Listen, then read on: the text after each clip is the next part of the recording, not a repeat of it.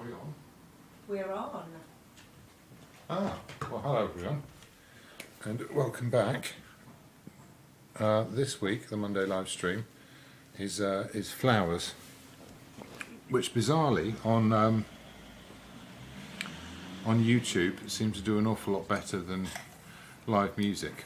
And I think it's because if there's live music, it'll be there in a sec. If there's live music, then it doesn't know what to do about copyright, so it just doesn't show it to anyone. So that's great. Anyway, I'm not going to complain about anything today, because it's a good day. It's a good day to paint some lilies. So I have a rather splendid bunch of lilies here, and there's rather a lot of them. Now I was thinking about my my thing with the cups a few weeks ago.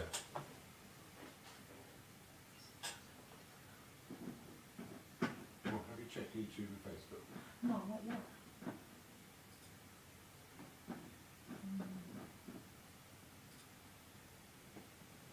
So we'll see if it's coming out. Yeah, it's all working. What was I saying? Yes, I did the thing with the cups, and it was slightly abstract. And that's one of the things about flowers, is if you're going to paint flowers, you can't get every aspect of them. There has to be an element of... Actually, no, I quite like that. I'm fiddling with stuff.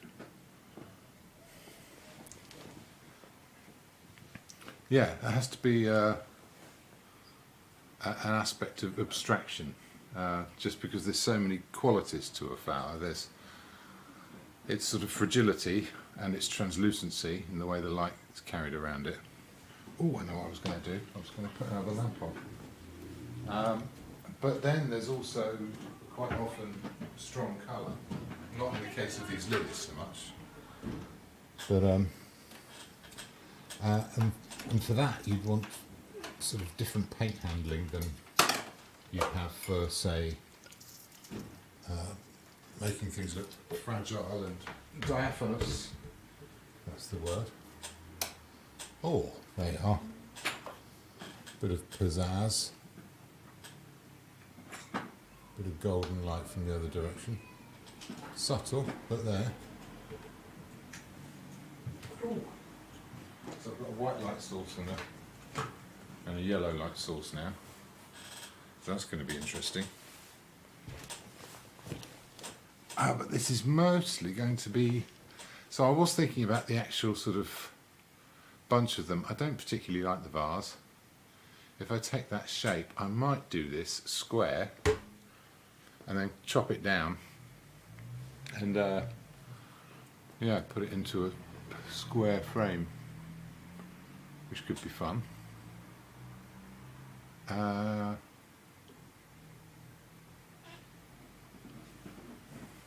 if I'm looking around at this sort of negative shapes and these other colours from behind, which are quite fun. So thinking about it, I would probably start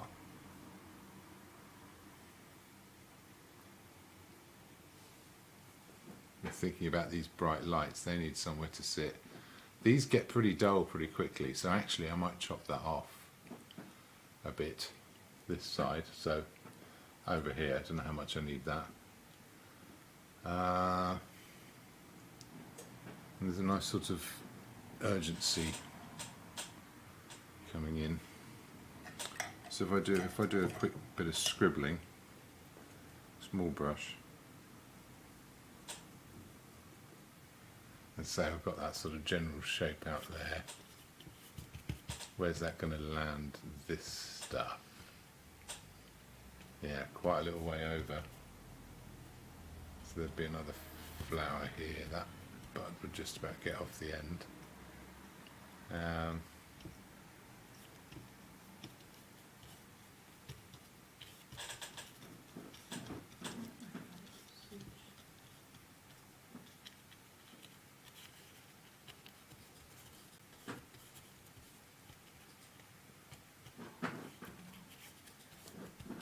have a little dance around. There's my negative space there. Here. That'd be where the top of the vase goes. The other bits and pieces. There's this half opened one here. So that's sort of roughly where things would land. So that'd be the edge of the vase, which would sort of come round here somewhere. So all the drama's happening here. There's a bit more happening further across. So if I travel across and sort of think about where that goes.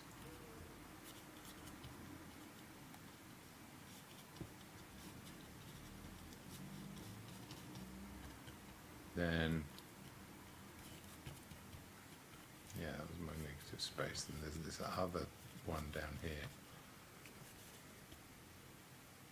What's that level with? Underneath here somewhere. Where was I?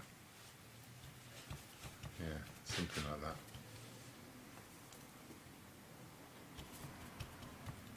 So that kind of wander off. Just line things up a little bit.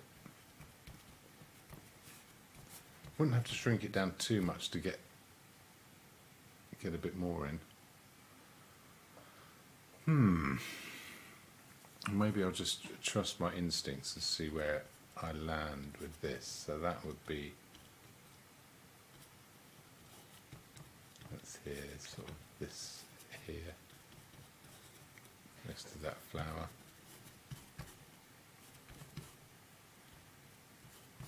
Yeah, so something around here. So that's my little do a refresh.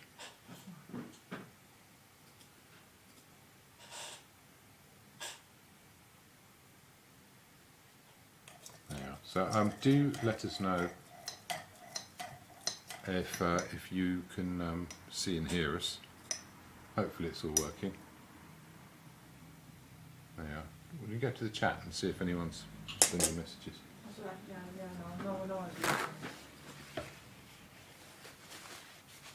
There we are. So that's sort of there's a dynamism here. It's a different kind of thing. It's got a bit more sort of energy. It's more disordered than obviously than the mugs, but I can treat it in a similar way. So it's going to line up roughly with the edge of that. Well, that would be an enormous vase, wouldn't it?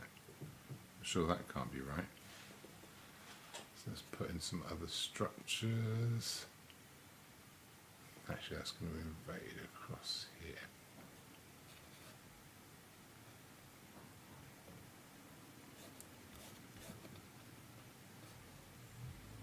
So that's encouraging, actually. That probably will come in a bit. Right.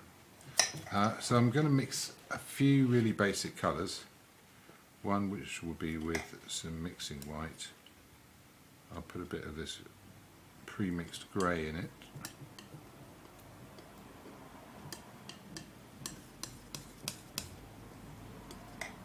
Okay. There's a slightly sort of pinky white. Use a little bit of alizarin. Just enough, and a bit of the grey just to push it down. Oh, there's a whole lump of red got in there from somewhere. What's that doing? Make sure that's mixed in properly. Okay, and what else?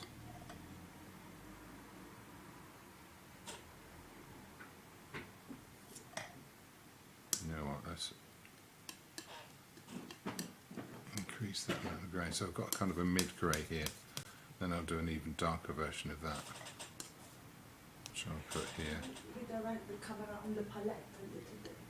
Oh right, I forgot about the palette camera. That's it. There we are.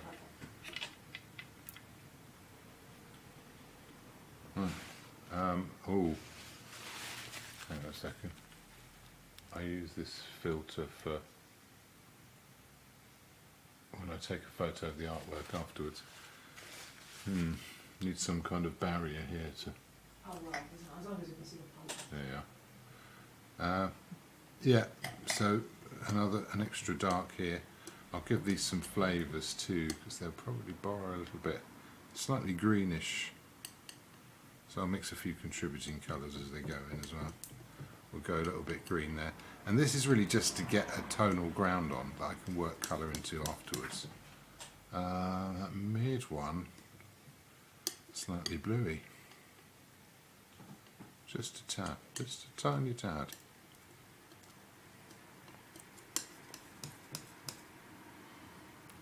And that's as dark as they get. I'm going to want a nice dark colour for my green. I'm going to pop a bit of iridium in there, which is a bit naughty.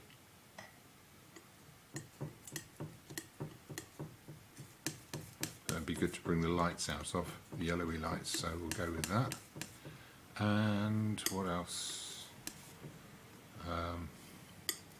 Oh, and my background colours. So I'll keep these very simple. And let's go with, I'll need a big blob of white for this. Let's put some blue in there. The colour balance of the webcam isn't ideal. I did have a look into sort of high quality cameras that can work as webcams but have proper sensors, and they're about £2,000, so if you'd like me to get that, I think I might need a few more people to visit Buy Me a Coffee and help out, but actually I think we can make do with what we've got here. These are quite clean colours, I like these. I will add a bit of sort of light and dark afterwards, but that's kind of my blue in terms of hue anyway. It would have to be lighter than that, but there you go. That's a starting point. My green is darker.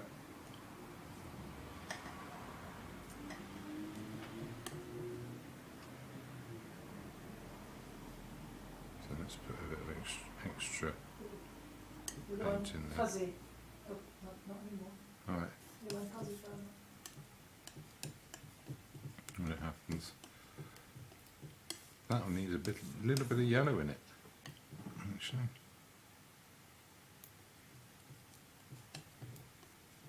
And some white. It's got to be considerably lighter than this one here, which at the moment it isn't. It still needs a bit of shadow to it as well. Well, there's a hue there anyway. That's let's give it a little bit more grey.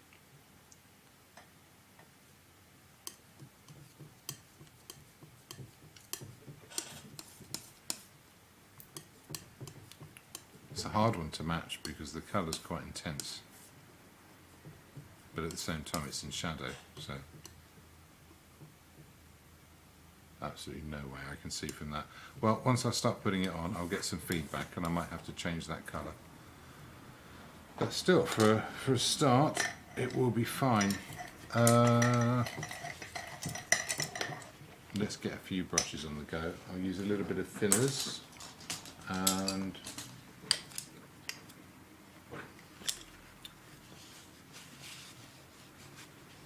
there we are, come back to that.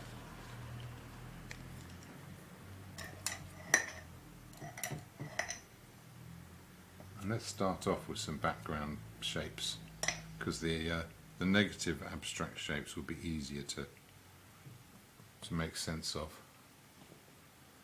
So if I start here, because this is where I want my lights to sit, then okay, much yellower than that.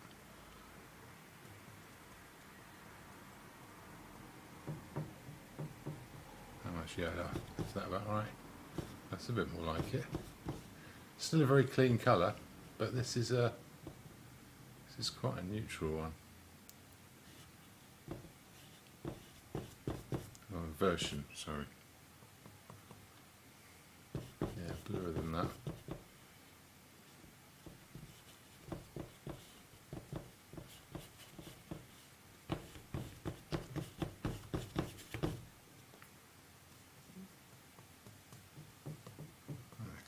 How's that looking up here?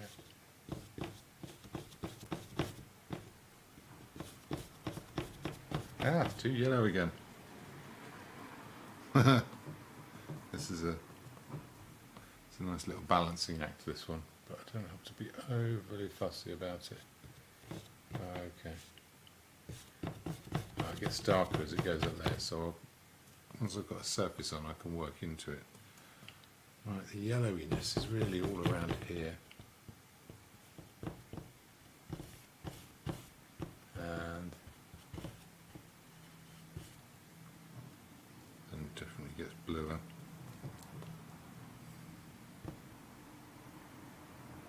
Now, while I'm going, I may as well use this brush to put in a few of these little, that's way off.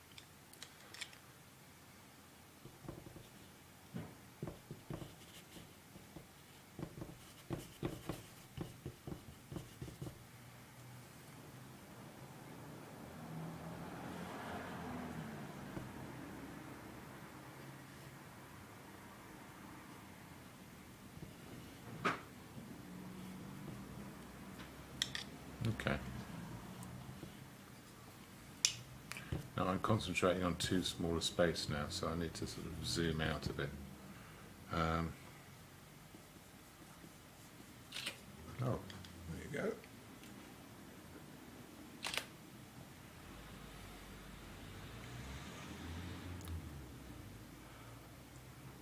So I'm looking at a few of these relative shapes. There's a gap in that, and then it comes down here. And there's kind of a stalk. Then there's the top of this. Okay. Let's just put together a few of these negative shapes as and where I find them, and hopefully it'll make sense of everything else. Again, this is not something where it has to be super accurate. I get sort of caught up with the whole portrait painter mindset, but it's just not important in the same way.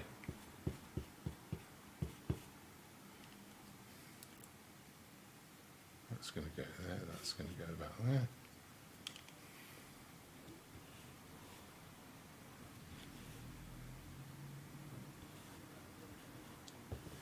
But it's useful to have the drawing tight enough that I know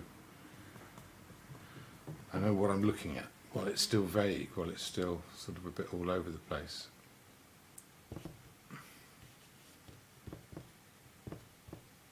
Not quite sure what that's doing. There.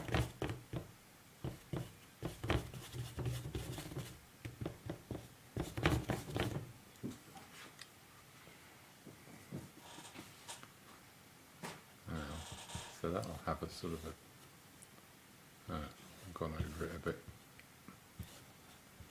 A dark shape here.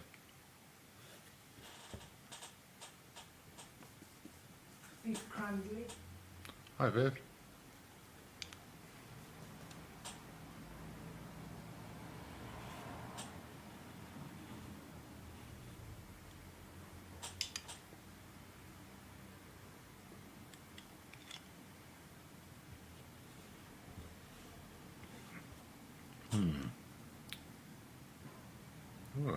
Okay, so I'm definitely getting caught up in some details now, but for the structure of the overall image, they're quite useful.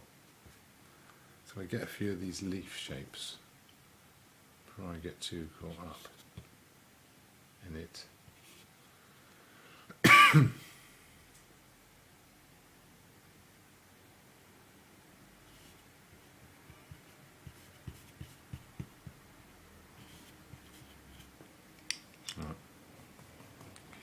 Popping little bits in here and there.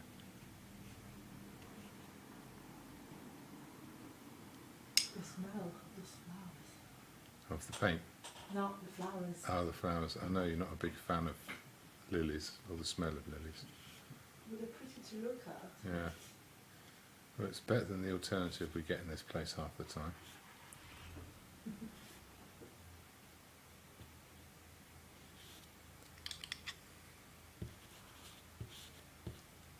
Okay, so when that starts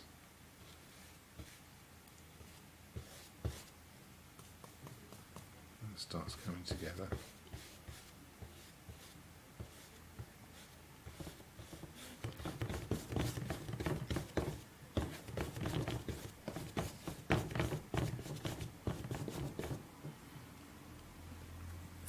okay, so that sort of scale at the beginning will give me some idea of how this stretches across. I'm being distracted by all sorts of things that I should not be distracted by.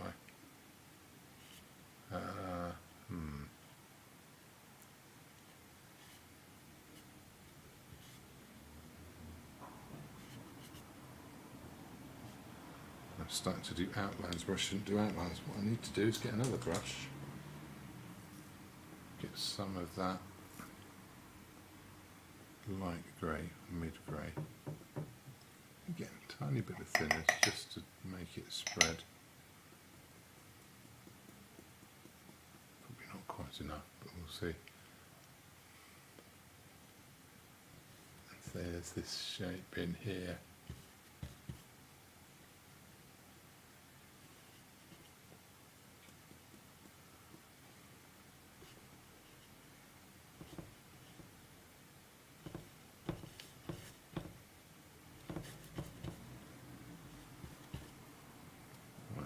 Where else is that going?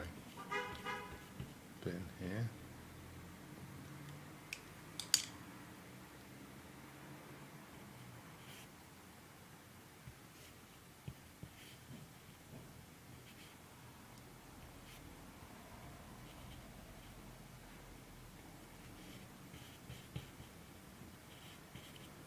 Okay, a bit more of that. Pop a bit more background colour in here. Quite a bit more on the other side of that.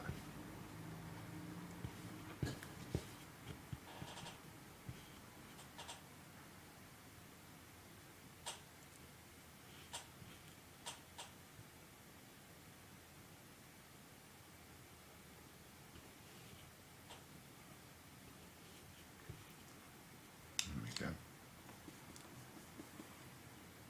So hopefully we can see some kind of form appearing.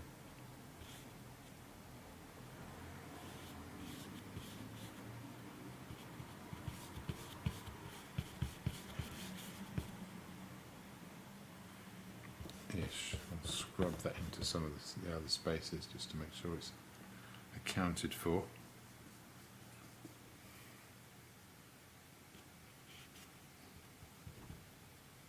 It's all going to be lighter. This sort of coming down here. Right, a few more negative spaces. I'm into the blue now though. Still in the shadowy side of things though, so I'll make a little shadowy blue.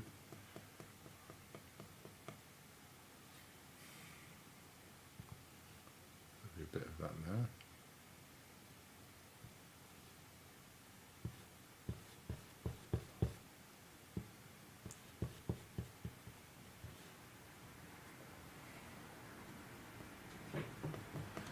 How's this going to look?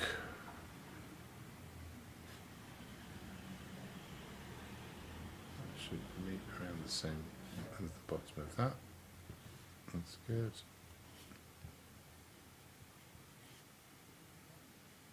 That should be about level with somewhere around the top of this, which is probably is about there.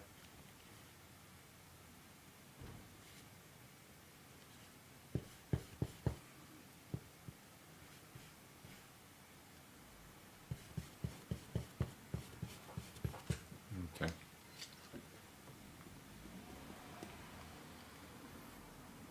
Let's get some of this grey in.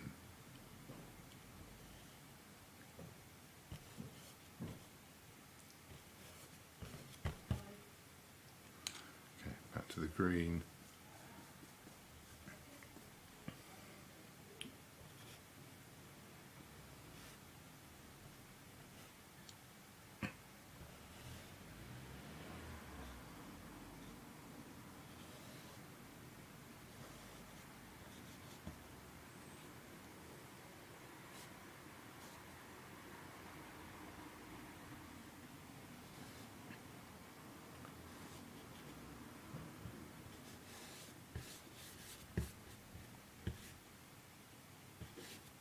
Okay.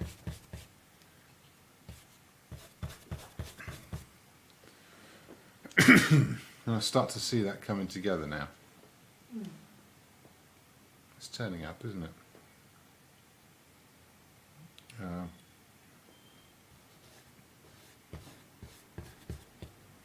Probably need another green colour at some point, but in the meantime, yeah.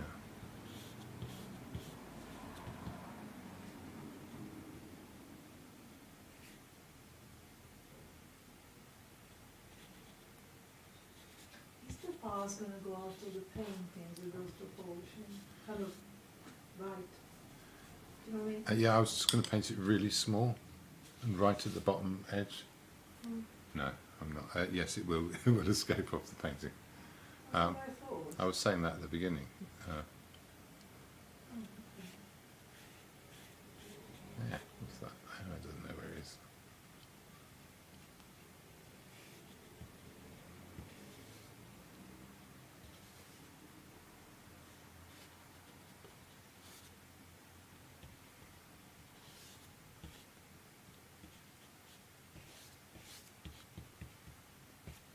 Yeah, so the edge of the vase is going to be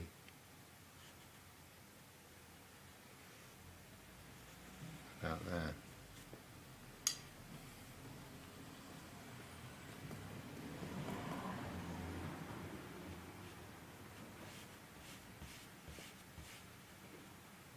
Ah, okay, this border moves as I move my head around, so I'll go back to that green again now and put a bit more shade in it.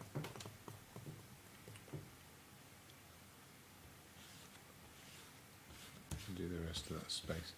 I like the background mixing together. I like it not being too fussy.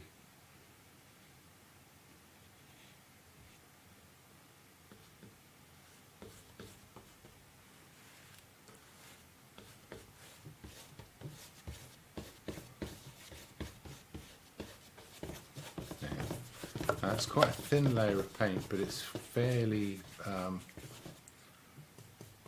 thick, sticky paint on the surface. The thinners are temporary; they evaporate, and it leaves behind something that I can work into. What else? What else do I need? Yeah.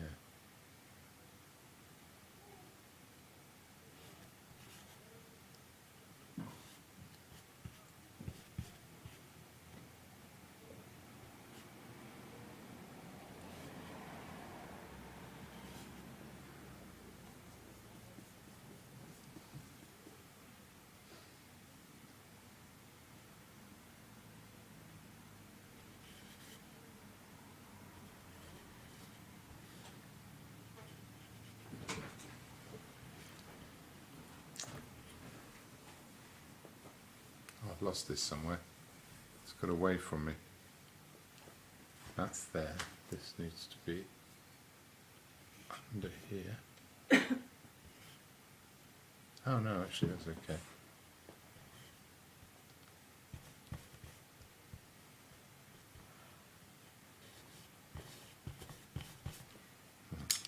Go back to the blue now. And the blue's really going to glow in these gaps that are coming up. Okay? Yeah.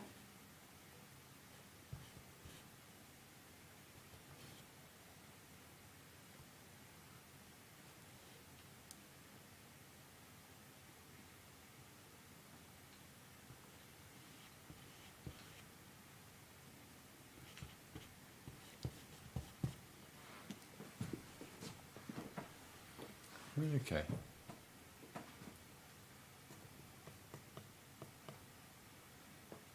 Let's do this while I've got a mind to. Yeah, that border lands nicely in the middle. It sort of gives a structure, almost like an open book feel.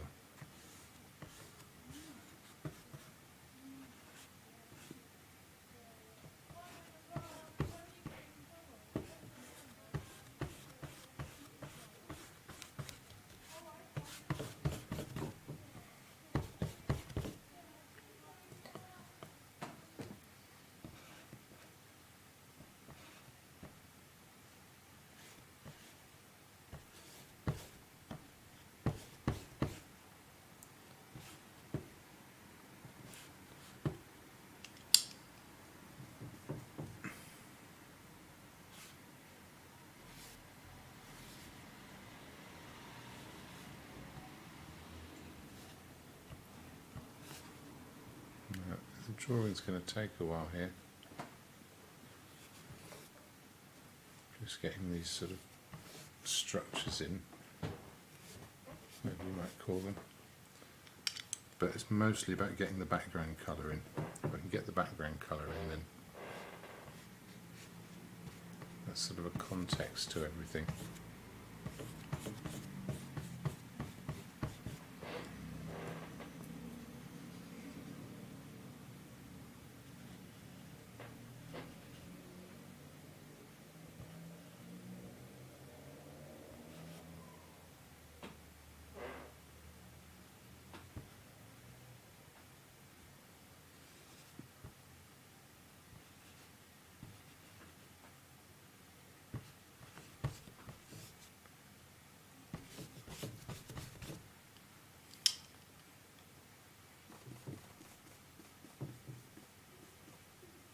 Okay, let's get my place back. That's going to be here. It's going to finish about there. Okay. What's the time? I've completely lost track. It's past. Okay. That's a good start.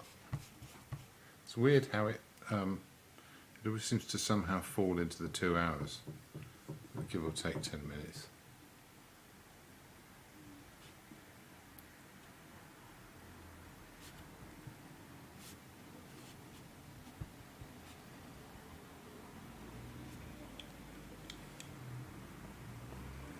I'm going to carry on with this blue. Again, I am checking every now and again to check that things are level. This should be roughly level with this, which it is. That helps me keep an eye on the drawing.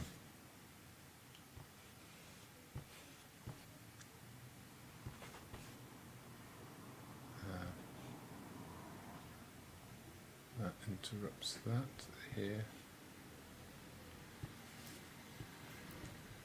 Okay, some darker blues in, but that's that shape there, and this shape here. Whew. The last bit of structure will probably be these leaves, or where the leaves go, which again I'm trying to keep as vague as possible. But if that's there, the end of this leaf goes sort of here.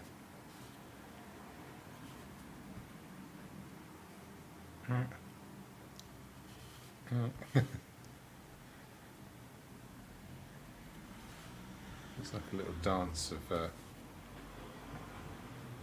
these shapes trying to sort of link in with each other. No, okay, where does that need to be level with? It's roughly level with the top of this, which it is there, which means I did my background colour in the wrong place. It's starting to get a bit vague, but it's okay for it to be a bit vague.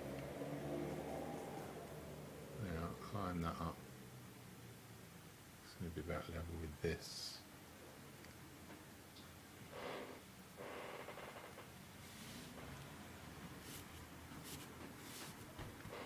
It's going to have some of that shape. So I wasn't a million miles off with the first bit of drawing. It's not charging the phone really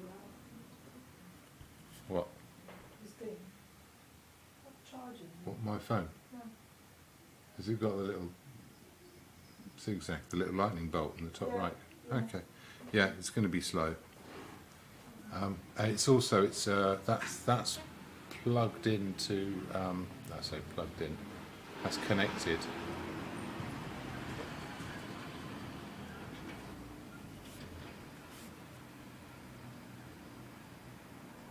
Ah.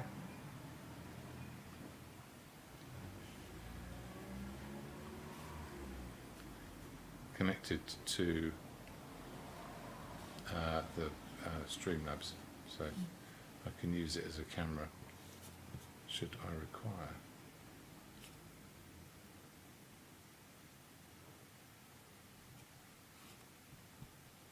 How's this looking?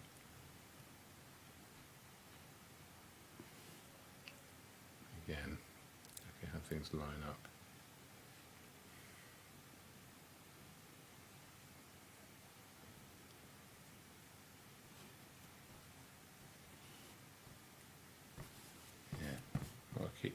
You don't have to be super fussy about it. It's a pretty good structure so far. It's funny to talk about flowers as a structure, isn't it? Yeah, it's a structure. Huh? Yeah. That's what they're doing. I was talking a little bit about trees earlier, and it's in order to simplify things, you know, obviously nature produces this immensely complex biological devices almost. A tree is like a machine and its job is to reach into the air and find carbon to build more of itself. And when you think about it like that, then the shape of a tree is an expression of its efforts, you know, of it doing its work. Mm-hmm.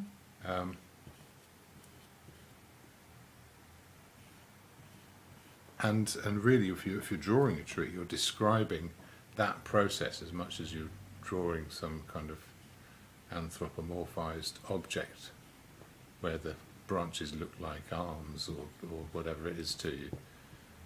There's this other job it has to do that you don't have to do. But if you start thinking about, you know, that job and what it is, then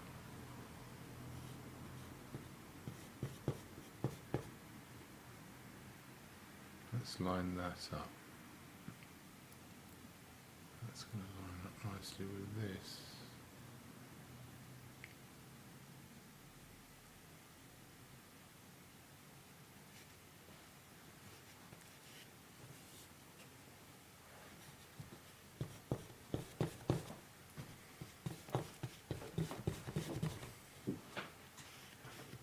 Okay, Elaine. That is. Hello, happy to catch on of your live streams. Kay in Maine, does it say where it's from? Is that through YouTube. Twitch? Oh, YouTube. Well, hello Kay in Maine. Thank you for joining us all the way. Do you think is as in Maine, in the state of Maine? Well, I would imagine so. I would imagine so. How many other Maines are there? I had a message earlier from somebody in Perth, and I thought, is there a Perth in the US? Because there's a Perth in Scotland, which is why there's a Perth in Australia. Yeah, of course. But now people from the original Perth in Scotland will look up for things in Perth, and half of their search results yield things in Australia, and I bet they're furious about it, going, we're our name first. But there's a lot of places in America with names of British. Precisely. Like there's a Birmingham and Yeah, you know, yeah. and all places like And there's that. probably one in Australia as well. It's probably Maine, like 30 USA, people live New there. England, she says. Ah. Ah. Well, I Sorry, I hope thought there were two different things. I hope the Maine and new New one's England. nicer than the old one. That's Maine. That's the state where Stephen King comes from, and all his stories are based in Maine. Okay. Yes. I It's believe quite. it's famous for its If autumn Stephen- colours. And I'm sure Kay can tell me whether or not I'm right. What was famous for watercolors? Autumn colours. Autumn colors. Yeah, they have this Well, spectacular autumnal. it's What they call the fall. yeah. Well, there's a lot of forest and I think and lots But of the nature. types of trees, you get this Oh, beautiful okay. display, and all the people from New I York. thought that was more like Canada. More like. Well, I mean, I'm sure well, yeah, of Canadians course, the have it north as well. of the state of But the it's, states. but it's yeah. harder to get to if you're a really annoying person from New York who wants to trample all over where somebody else actually just wants to live their life by shouting in the street and saying, "Hey, honey, look at this," and taking pictures. And I'm sure Kay can tell me if that's an accurate. Kay says, we do sound our accents like a bunch of drunken Brits here. Oh, there you go. Good. Yes, we have amazing, bright, beautiful fall colours here. Yes, Maine borders Canada, that's right. But if Stephen King's novels are anything to go by, it could be quite a scary place to live in. I don't know. I'm just joking. I'm sure it's amazing. I'm guessing. This is just a guess. but Just a guess. just a guess. Stephen King's novels aren't an accurate Yeah, representation. but there's a reason why he sets all his novels in Maine. Anyway. Anyway, that's nice. Someone from Yeah. Maine is watching. Well, that's the amazing thing about the internet. You see, is it does sort of spread far. It doesn't know borders in the same way, which was the great hope everybody had for the internet when it came about. They went, oh, finally, humanity's going to grow up and stop behaving like such a bunch of complete idiots. The internet is how it's going to happen. Turns out, no. But, you know, at least it's another effort. Hopefully it's a step on the way to us sort of living on one planet without being complete morons to each other all the time, but we'll see. It'll take a while to get there.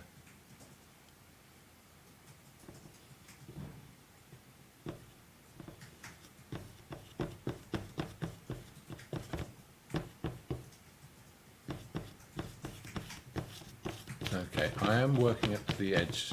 I was thinking about that the other day when I did the cups, and Josie asked me why I don't go up to the edge, and to be honest I don't have a good answer. It's probably laziness, so I'm going to endeavour to be more industrious and do the work of taking the picture to the edge. It doesn't have to be detailed at the edge, that's not the same thing, but perhaps not having blank canvas as a distraction. I quite like it to break up, because as you're looking closely at it, it starts to remind you that it is a painting. It's the nature of the image that it is. Now, where was I? Got to join these two bits together.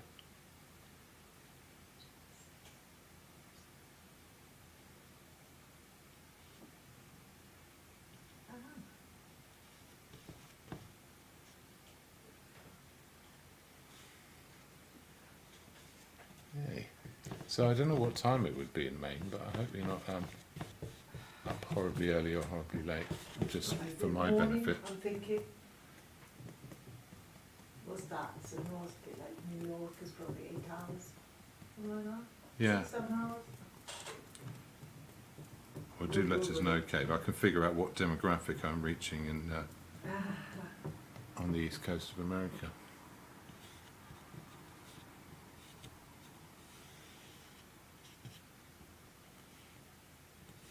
Oh, it's 2:44 p.m.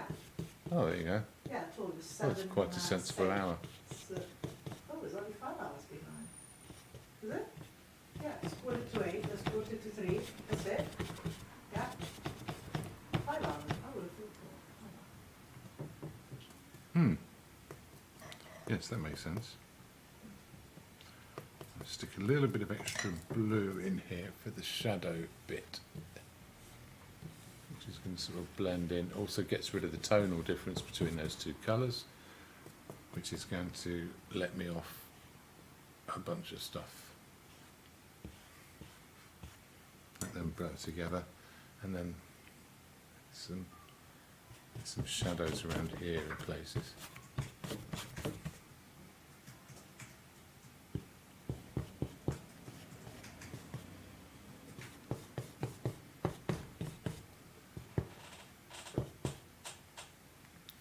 Oh, takes it out of you, you know. It's a lot of concentrating.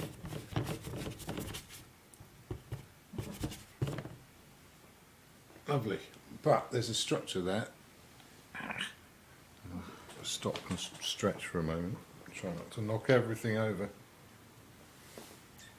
I've done my back in. Hello, Moggins.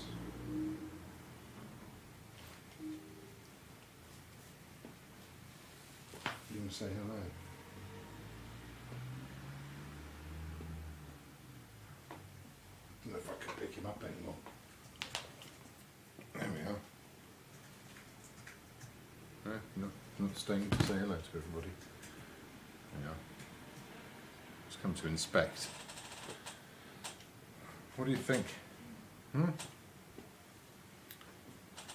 try not to take that Are you personally. talking to me? No, I was talking to the cat. That's what I think.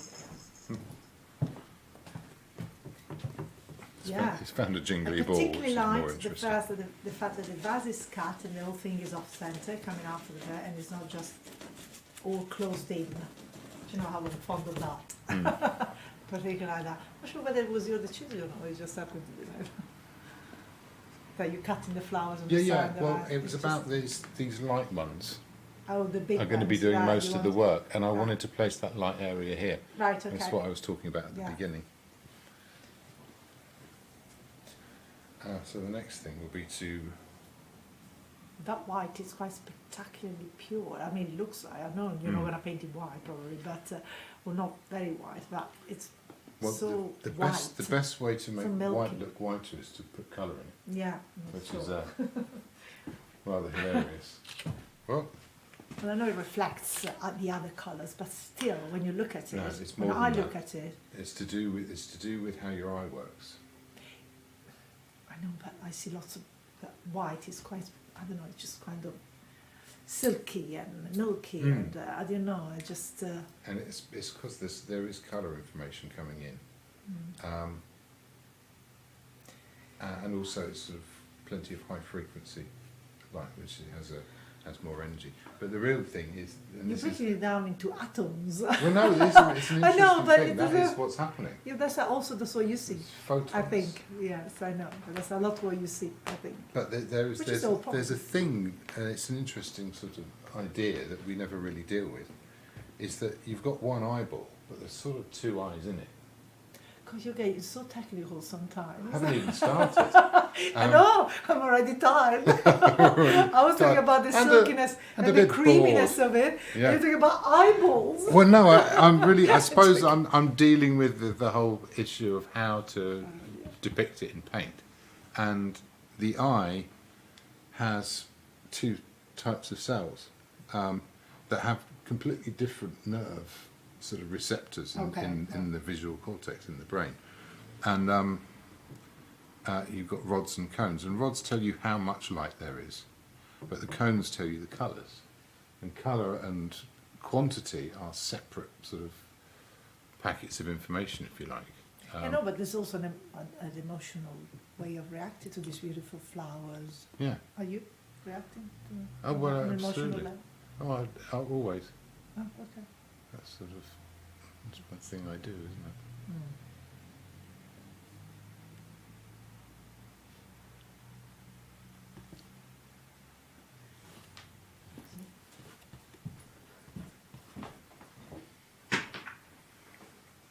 Okay, we need to consider this next bit, because the next bit is the sort of the shadow colour as it goes in, and I think a little bit of oil,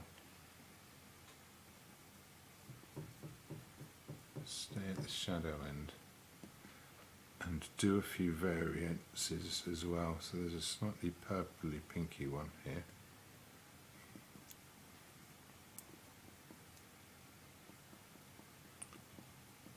Is that going to look better? No, it's not that. Or is it? It sort of is and isn't. Yeah, I've got to pick one or the other.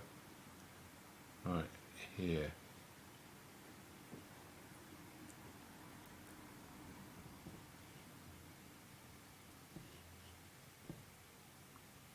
Again, I think I'm going too thin with this, but actually I want to save Kay says that she's an artist too, and he said it's hard sometimes knowing how to apply the paint and what shade to show contrast.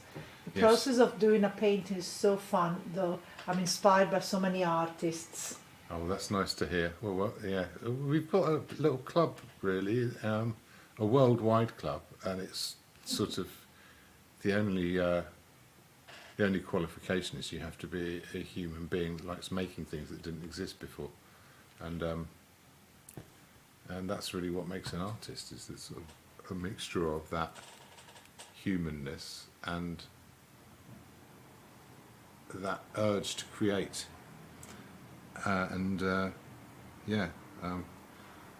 It's nice. It's nice that we find each other and sort of compare and contrast what we do and our struggles, and try and be supportive. But yeah, it's easy to forget that you're not alone, because you tend to work in isolation. So that's one of the nice things about doing this live stream, is that sort of, even if people don't necessarily watch it at the time, they react to it later. There we go. Now I'm going to have to mix more of this paint, not be lazy and just keep trying to use the same amount. Got this lovely black that I mixed. Chuck a bit of mixing white in there, get it to about the same tone. It's already slightly purpley in that colour, which I wanted it to be.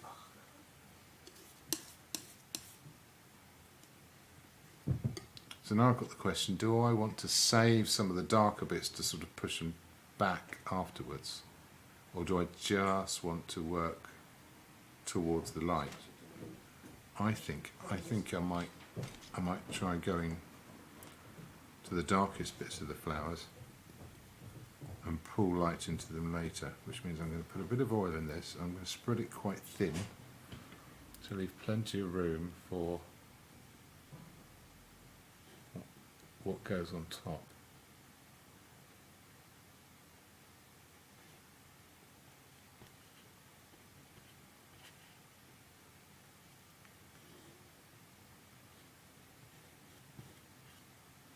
And again, at a certain point, it's really about the language of the flowers rather than some precise description of how they appear. If I can get the way they work, you know, like that description of the tree, as it were, that idea that it's got this function, it's got this order that it needs to follow in order to fulfill its flowerness, if you like. Then I'll be okay, and it will reveal itself to me. It will show me what it's all about. Yeah,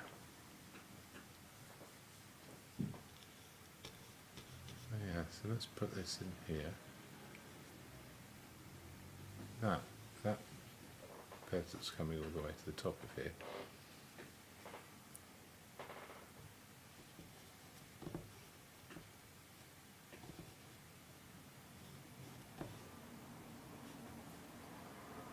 Okay, I can get some of these shapes in.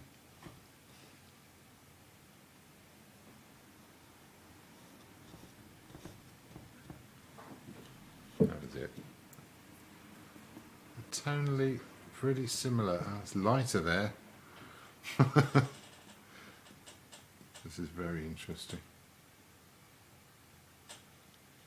Just off that edge. Yeah, flowers are a real challenge.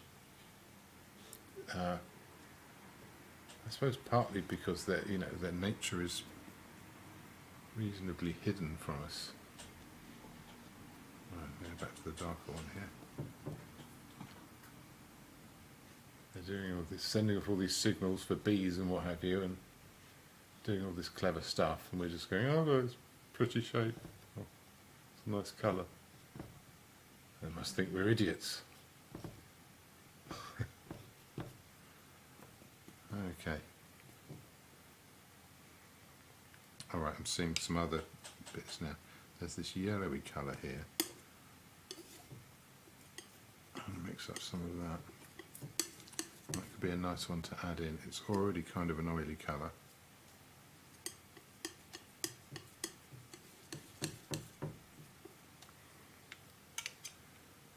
Let's pop a bit of that into here, see what it does.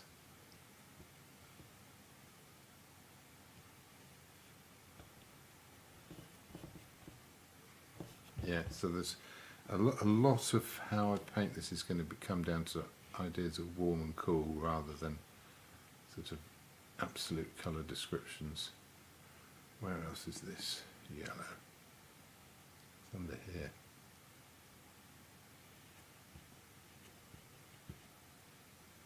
To the bottom of that. Let's pop a bit in there just as a placeholder. It's still in there.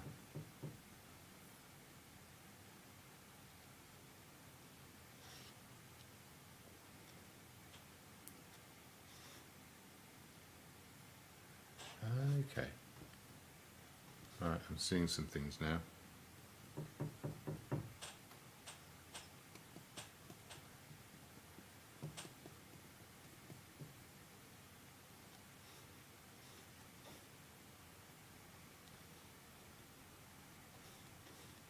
Yeah, start with the dark and work into it. That's what I'm going to do. I've got confused about this. Negative shape. Yeah, there's a bit more of that to come.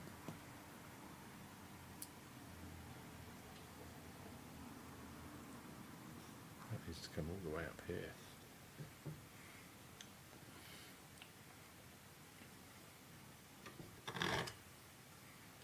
Okay, another brush time.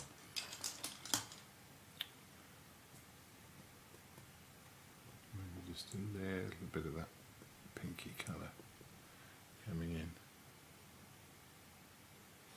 over here.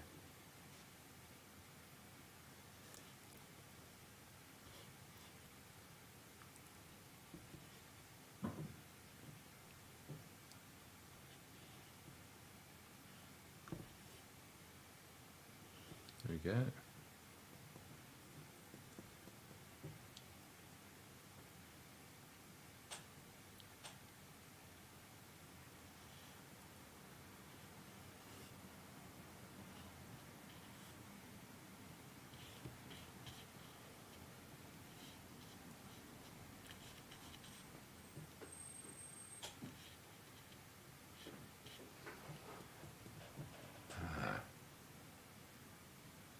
Yes, it's a revelatory thing, painting.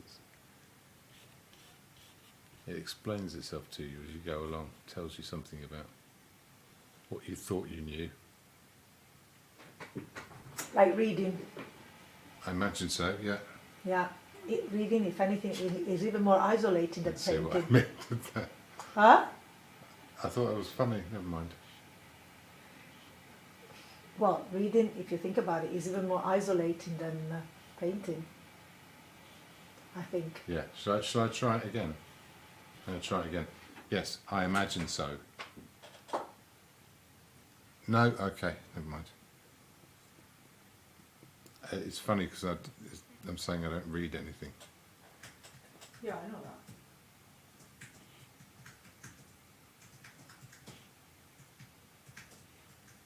But I make up for it with my terrible sense of humour. Okay, I can see a few forms coming out. I'm still nowhere near the bright lights. I'm not doing anything with any kind of... I'm just not understanding the questions. Oh, well, read them out. Yeah, I will. Right, so Kay asked, James, do your paintings sell fairly quickly? It depends. The ones that sell quickly I could have sold 10 times over. Some of them just hang around, and then one day someone will just go, oh, I like that, is that for sale? And I go, wow, what a treat, I'm glad I got to you first. And I go, yes, you were jolly lucky, beating the door down. But yeah, it's random. I had this sort of idea, I think a lot of artists have this idea, that every painting has a home somewhere. Every painting belongs somewhere. Hopefully not a bin, but you don't know. But and eventually it will end up there somehow or other. I think there's some paintings may have taken centuries to sort of get home, if you like, and some are, you know, they're just, someone sees it straight away. Especially if it's something like a portrait, then that person knows if it's kind of a meaningful part of their life, and they'll probably want it, and they'll probably get a good deal on it as well if I recognise that too. I suppose that's sort of I'd want them to have it. So it depends entirely, but yeah, I don't really keep proper. Well, I do keep records, but I've never sort of graphed them out into what percentage of work sells. I think it's because it's not quite that simple. Because sometimes you have a body of work that's an absolute dead end, but it leads you to the next thing you do that you couldn't have done without it. So ultimately, you just, I think you just got to make what you need to make. Have some amount of effort that goes into trying to introduce it to its new home, wherever that may be, and then a way of just accepting if that's not happening, and yeah, trying not to take it too hard and remember that it might be the next thing. And yeah, yes? My opinion on that. Huh? Was that a yes? Sometimes they sell quickly, and sometimes they don't. So it's a yes and a no. Yes and a no. She said it's up and down for her. Yeah, it is for everyone. And I think actually that's a good sign. If you found something, one of the worst things I think that can happen to an artist is you find something that sells. And I remember this from art school. They were just so mad keen to stand around and go, oh, they've arrived, or whatever. And they'd find something they decide that they liked, and then just tell that person that's what they have to do forever now. That's now their work, and that's what they do. And there's nothing interesting about that at all for the person doing it. I mean, it might be a way to make a living, but honestly, I'd rather dig a ditch for my bread than. I worked in commercial art for years, and I made all sorts of rubbish for idiots. And after a while, it really started to hurt me. And in a sense, I was lucky to learn that lesson, but I had to do something else. So I changed job and just made my own paintings and worked my way back into it sort of on my own terms, but it's never easy. I mean, even if you find I have this theory, I'm happy to be disproved if anyone has a counter-example, but even the most successful artist is the poorest of their friends. What do you mean? I mean, if you find a successful artist who've made tens of millions of pounds with their artwork and lives in a big mansion, all of their friends have got more money and bigger mansions. Right. You're the poorest. It's all relative. I mean, we all live in a first world country. We're immensely lucky, and we get to we're the recipients of a great privilege just living at this time, and having these resources and this ability to, I mean, the fact that you're not out digging up potatoes for 12 hours a day is a blessing that, if in different circumstances of time, you wouldn't get to enjoy. You'd be out there, and otherwise you'd starve. And quite often people are out there and they starved anyway. We're so fortunate in so many ways, but there's still this thing of there's a priority. I think a lot of it is down to the fact that if you don't give any money to the arts, people will still make art. It won't be much good because they haven't had any help. So someone else will be making better art, so you'd better fund the arts, otherwise it'll be the laughing stock. It'll be like French pop music all over again. And we all know how terrible that is. Right, listen to what Kay says. I started out painting chickens and people love them, but I'm painting everything I want to now because I don't want to paint chickens forever. Yeah. Love the chicken. That's a perfect example. And that is an example I actually use of like the danger of turning into the chicken guy. So Kay was the chicken guy for a while, which can happen to anyone. And to tell you what, there's nothing wrong with the money, and there's nothing wrong with working for a living, but nobody wants to do that for very long. Yeah. You get pretty sick of that pretty quickly. So well done for rising above chickens. And now, honestly, I'm cheering for you when I hear something like that. Go, yeah, leave it behind. I do like chickens, though. Well, no, that's the thing. It's you hit a seam of success, and it seduces you. So here, there's those close-up pictures of cows. You know that Highland cattle you see everywhere. Oh, there's just all these sort of. They're all cliche. They're not bad things to practice in themselves. They're not bad things to have fun with, but they're not going to take you any closer to the thing you have to say. And it's not even saying that. I don't really believe deep down that what I have to say is important. I don't. But what if someone wants to paint chicken because what they have to say is represented by chickens or a cow? Well, no, precisely. No. Plus their life. No, It's but it's when you end up doing it only because people will buy it. Oh, okay. Well, Or that's the main reason you're doing it. I've known so many artists who've gone, oh, I've got all these commissions, I hate it. And it's because they don't want to do the paintings. And they don't want to do the paintings because they've done the paintings before and there's nothing interesting about it for them. you know, they could be find a way more interesting of painting the same subject. Yeah, or you know, like or they could like learn to lay bricks. Billion ways and of go, painting oh, chickens. I've got to lay all these bricks, and like, yeah, it'd be a load of work, but they'd probably get paid better. Yeah, no, but No, I know what you mean. It's a good yeah, point. there could be a way in which you do what you have to do because of money, but you do it the way you want to do. You try to, I think it's always the way, and I you don't have to separate necessarily, you know. Yeah, I would say there is if you know it in yourself, you know if you're doing something for the money, if you're respecting and honouring that need in yourself to do it, and if you're not doing that, you feel terrible about it, and if you feel terrible about it, you feel terrible about it, and that doesn't suddenly stop just because you can square it with yourself. I mean, if there's nothing wrong with, like I said, there's nothing wrong with sort of making your money and doing your work.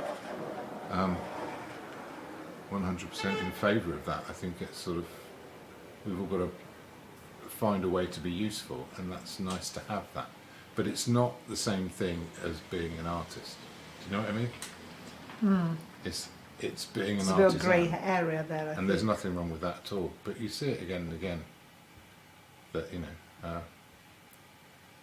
and if you're gonna do a chore for a living, do one that pays well. You know. There's all sorts of chores people don't want to do that people are prepared to pay properly for to have someone else do them. I'd rather do someone else's ironing them than paint a Highland cow for them, and it'd probably pay better on an hourly rate. Kay agrees with you. I think most artists do. They're sort of. It's such an interesting thing that I don't think you can dodge that journey. I think everybody has to have it happen one way or the other, where you realise, oh, the thing that makes me do this is something I maybe don't entirely understand, but I have to sort of recognise it and, like I said, honour it to a certain extent. I think that's really the word, because it demands that of you. It demands you show it some respect, because that's the part that rewards you. If you take that away, you stop getting the reward aspect, which is why people get fed up of, sort of pandering to an audience. But yeah, never play to the gallery, that's what David Bowie said.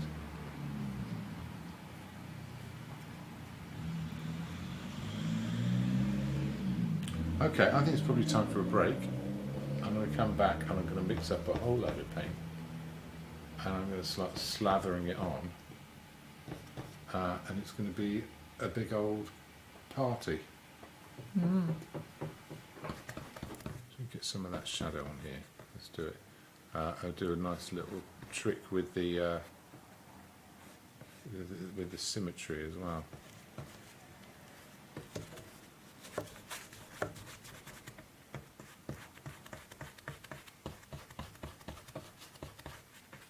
For that, Yes, fantastic. Cool. All right, cup of tea time, and we'll be back in 5 or so minutes. So here's a little time lapse in the meantime, and yeah, see you in a sec. Please don't leave.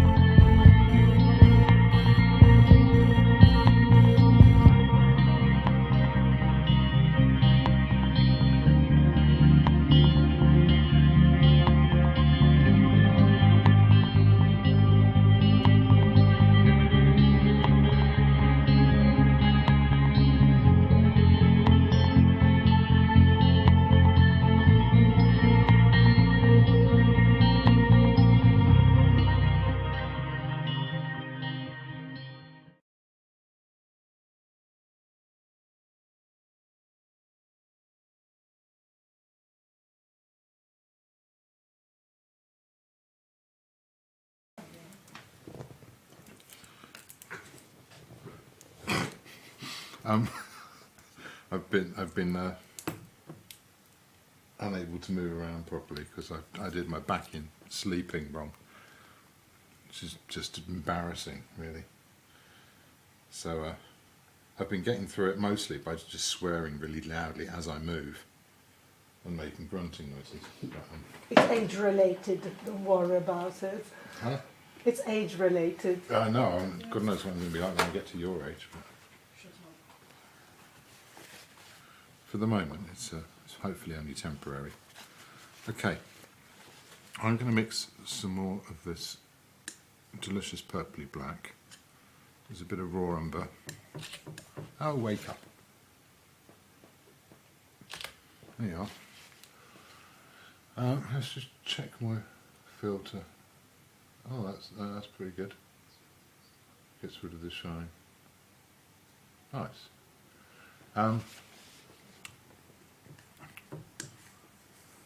Bit of raw umber, bit of ultramarine, and then I'll pop some alizarin in there. And it gives it this slightly purpley tint, which is pleasing to me. Now that means I can mix a load more of this grey, dark grey.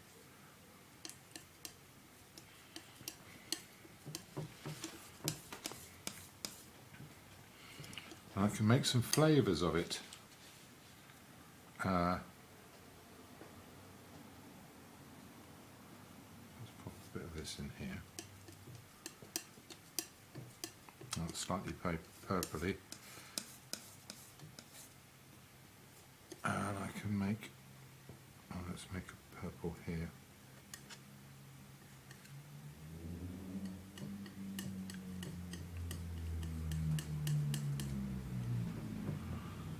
A bit matty. Okay, a bit more purple that. I'm going to want a greeny one.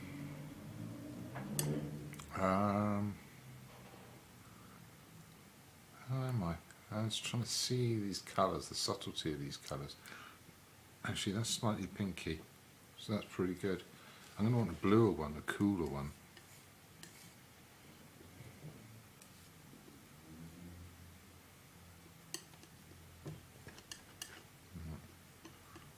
Okay, I have to put more blue paint out. I knew there was something I was forgetting.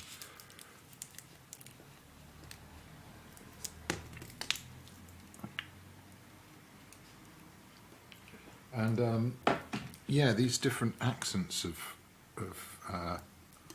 the colours are going to be helpful for sort of telling the story of the movement of the light. There is going to be a, what else is there?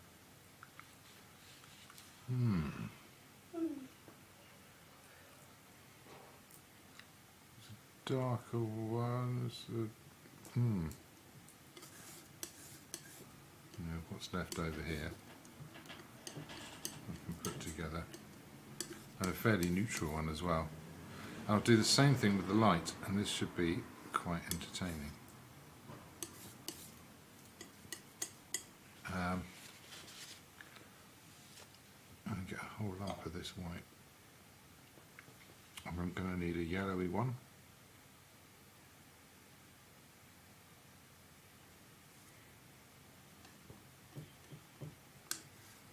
Ooh.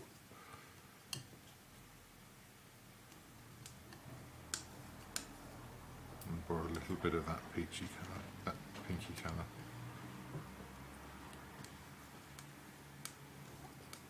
Okay, so the yellow shouts light quantity at my eyes, because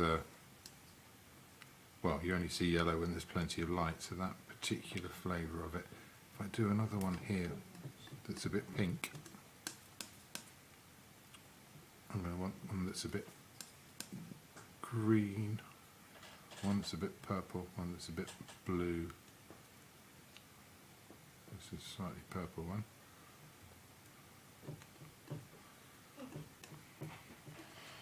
And together these lights are going to do an awful lot to what would you say? To describe and sort of stimulate that other part of the eye. You can make a brighter white by putting colour in it than you can just by using white, because the one's only telling the rod's information. But if you can prod the cones as well and go, hey, there's other stuff to react to, then there's sort of more excitement for the eye, and there's a there's a sort of more compelling story for it to tell itself. I hope that makes sense. I feel like I'm talking gibberish now. Right, this is reflecting colour. I'm going to use a bit of this.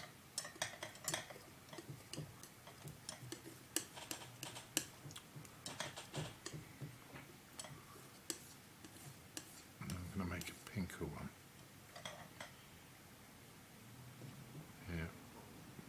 Use cadmium red and tap a bit of that in it.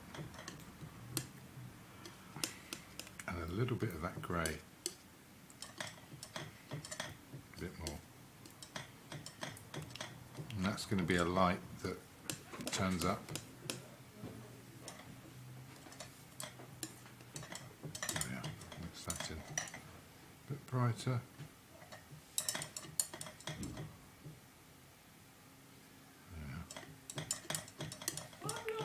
In the reflected colour.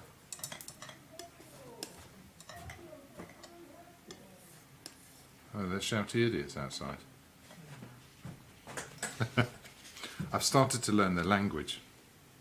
Are people outside? Yeah, like the people who sit outside the pub. Meaning what? Oh, I'm sure I pointed it out before, but excuse me if I'm repeating myself.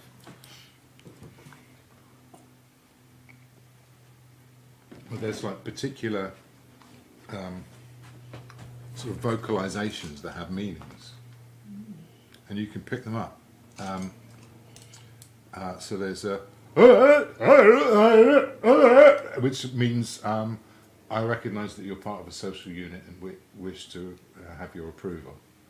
And there's a which is which is no, that is they're literally making caveman noises. So in the neck, isn't it? It is, yeah, yeah. And you can kind of join in with them when they're just sort of in a chorus around the, you know, bouncing off the walls of the street. You can just join in. You could shout "Excuse me, sir" at someone, they wouldn't look up. But if you went at them, they would look around. That's what they respond to. It's just extraordinary and very entertaining as well. Right. Sorry, I'll stop making those noises. Maybe someone joining now. There's go ones. What kind of live stream? I think he's having some kind of breakdown. He's having a stroke or something. Yeah. Right. Okay. Can we go back to the main camera, please? Oh yes. And I'm going to turn up the blue in a few of these places, specifically here. Is that too much? I think that's slightly too much. Might have to get the knife out again to get this balanced right. There's a bit of green in there too. But it definitely needs, yeah, more light. If I can figure out where that's going to be, then I can start to put some of these bits in. You can see how it will start to sort of change the images as you go along. There's definitely even more up here, but yeah, first things first, let's just get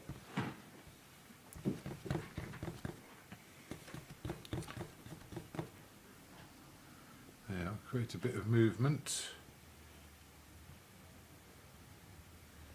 Maybe some down here as well.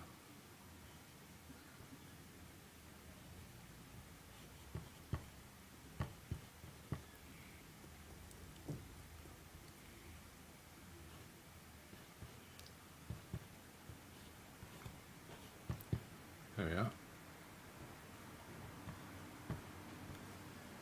And under there.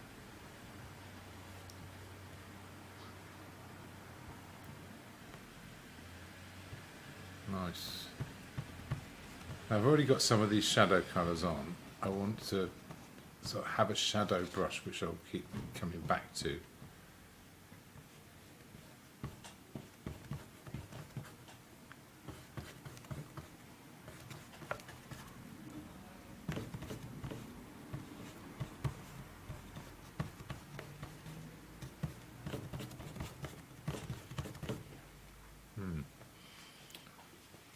Okay.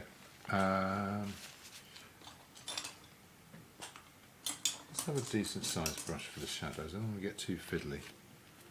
I'll have a little bit of oil in each, and I'm going to start with this purpley one because that's sort of more prevalent than any of the others.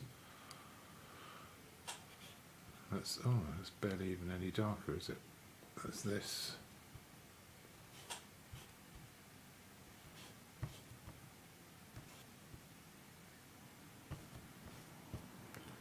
Okay, this has got to be thicker. Not that much thicker. Where else is it? It's in there. Where else is it? It's in there as well. And there's these other colours that are going to come through. Sort of peachy. That's bluer. I'm just going for the blue one now. I keep swapping between them. There we go. Okay. So these are the sort of shadow colours that are really going to wake this up when it comes to sort of describing the movement of the light around it. Yeah, that's the blue in there. Yeah, not so sure. There's a blue in there. There's a bit of blue in there. Back to the purple again. And some purple shapes here. And that's under that.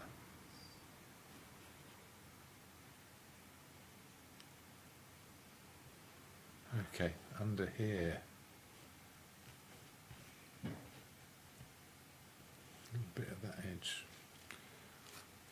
Okay, let's go with some of these lights, shall we? Maybe I'll go with the brightest lights, and the brightest lights are pink. And there you go. Yeah. And if I'm going too soon, as they go in.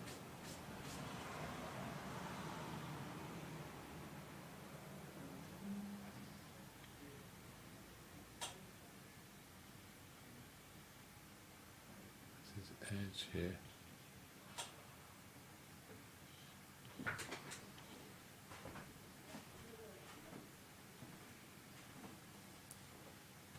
How's that doing?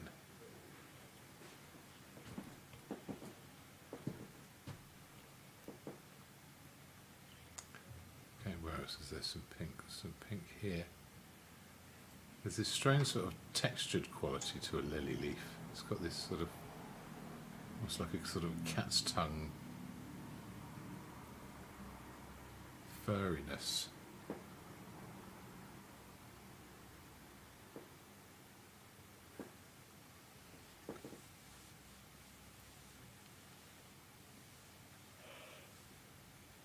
Okay, and then there's a blue light on that edge.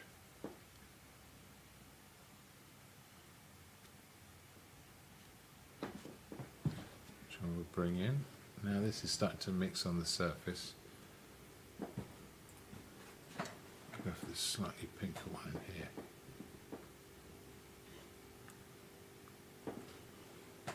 Okay. Keep it simple. Bit yellower, beigeier if you like. Ah, okay. Not quite sure what that's doing. Sliding in. Some under there.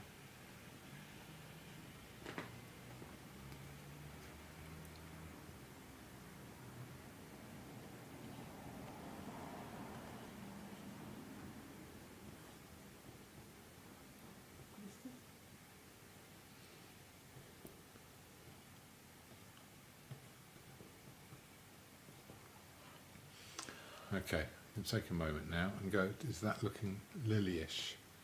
I think it is. Or should it be lily-esque or something? I'm not sure.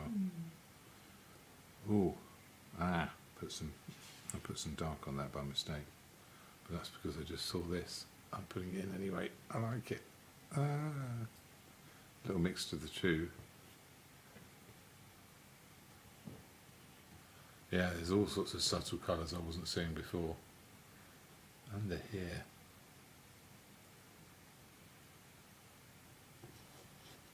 Okay, no, probably I'm getting too carried away now.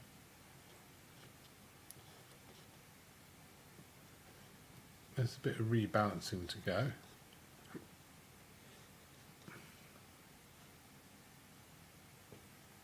Right. Where was that? Oh yeah. Dark purples, let's pop a few of those in. So this is where I'm completely losing track of time, which is a nice thing, but at the same time not really sustainable. Well, if you want to know the time, we've got roughly half an hour. Okay.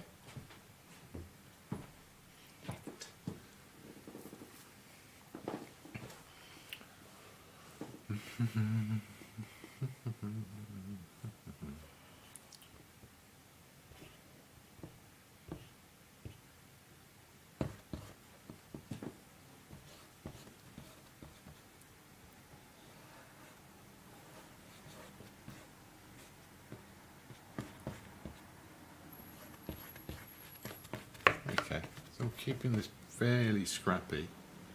Where else? There's some blues. There's some blues in here, and a tucks in bit. And this bit. And here.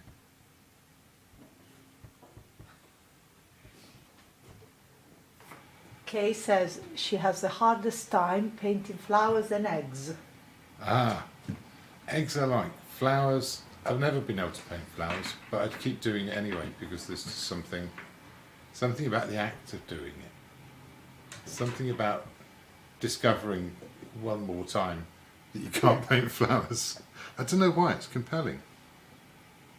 Well, eggs could be an idea for one of your still lifes. I have done eggs before. You have done eggs? I've done eggs Not this year? in Or their as in shells. No, not for a little while.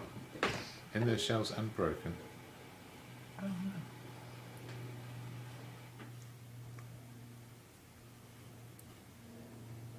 Yeah, I mean, I think flowers are really very much like portraits in that they're not really possible in a real sense. But you can pick one element of a flower and paint that. But if you want to do all of them, well, it can't be done.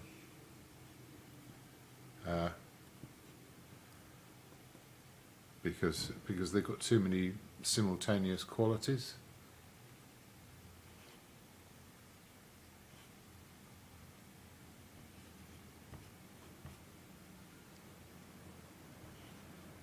Okay, now we get some of these lights in.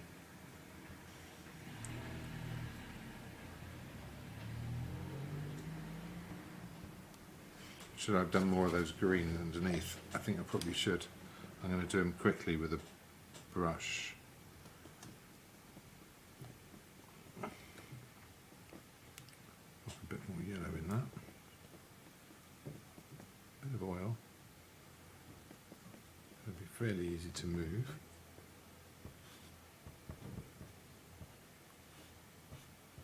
Again, doesn't have to be loads of detail or anything like that. In fact, I want to keep it quite thin and scratchy.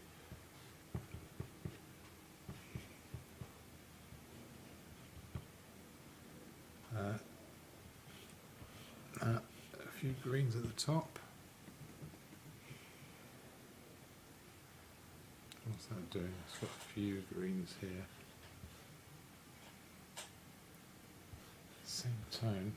I need to make that background brighter, don't I? I've dialed it down too much.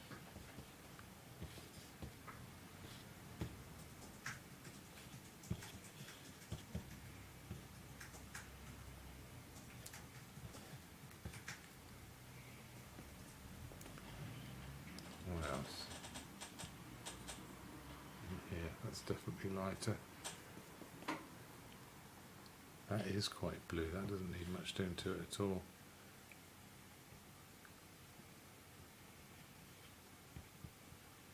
And again,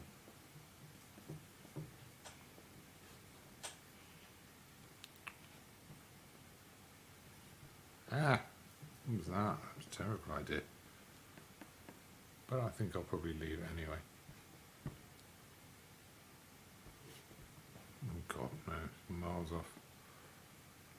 That needs to be darker, that needs to be there. Okay, now we're talking.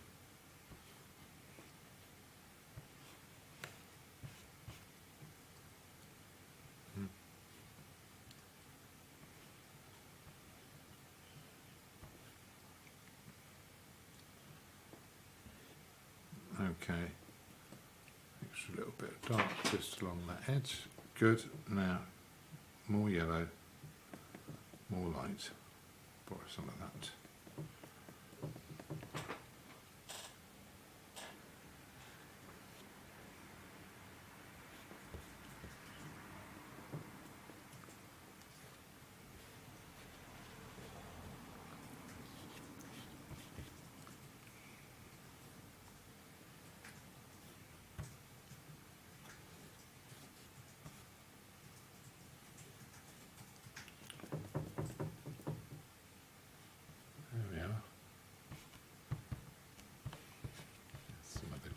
There, just drop those in.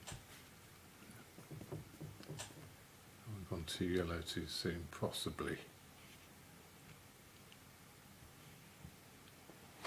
Are you going to hang these tomorrow at the bean shop?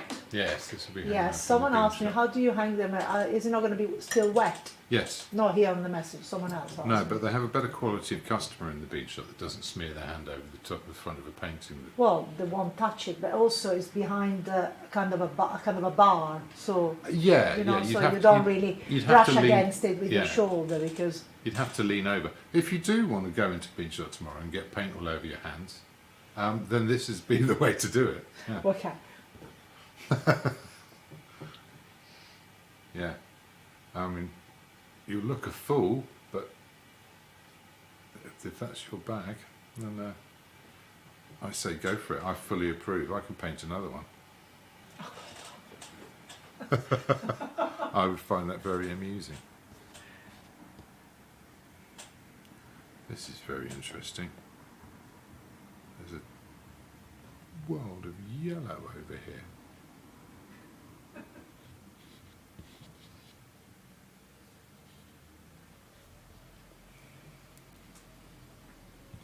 And in here, and that will probably do it.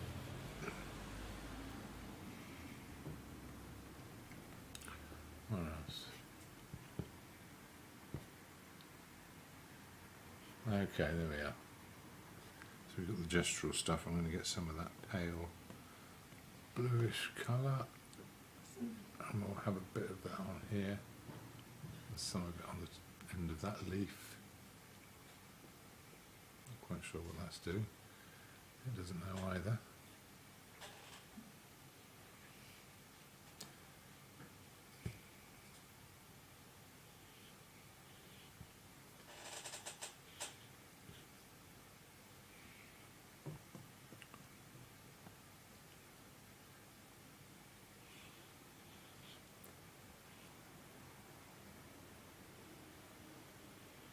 There we go.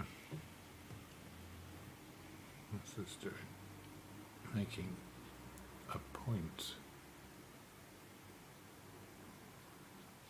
Nice little place for the eye to stop. Let's go back to that green a sec. It's really easy to lose your tonal values with this, which I have done quite spectacularly, but there you are. That's all right. That's the greens. Is it? Oh, there's a few more here. Oh well, I'll come back to that. Wash that brush, make sure I can't use it again by accident. What else? I had a few of those dark shadows. Had a bit of that here. Got some in there, some blues.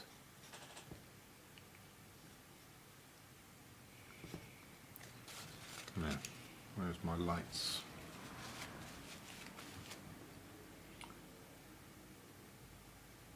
Sort of lilac lights.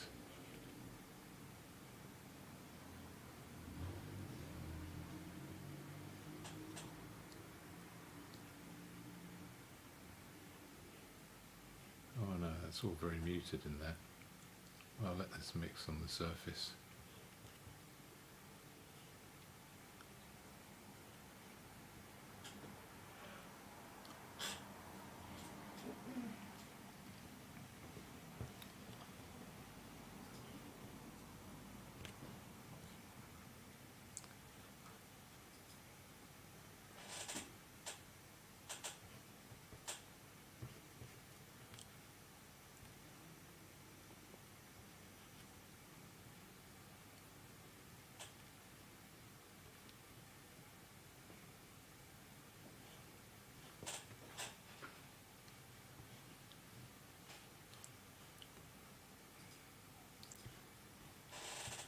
Okay, don't want to get too caught up in too much detail here.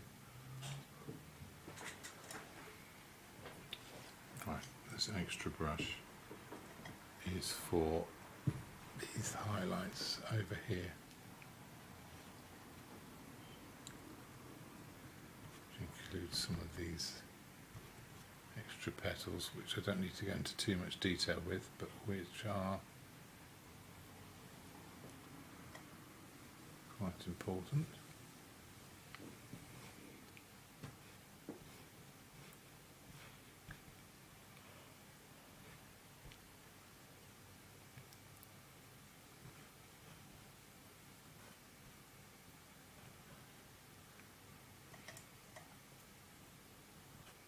Oh, there's that pink.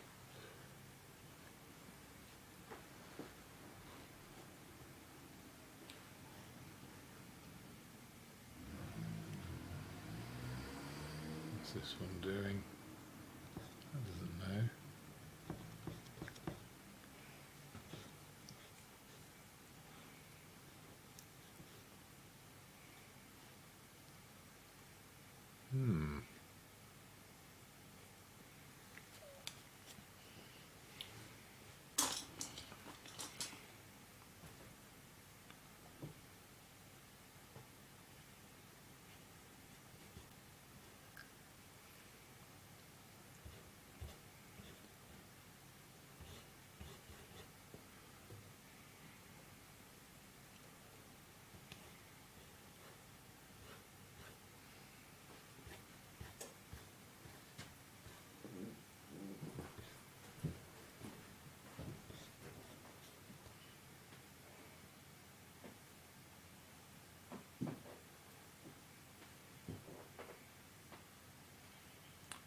Okay, see if we can get this.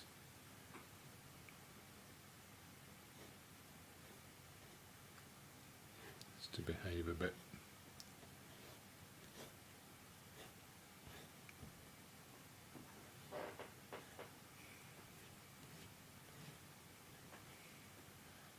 It's not far off now. What's it going to take? Probably a couple of I've lost track of my brushes now.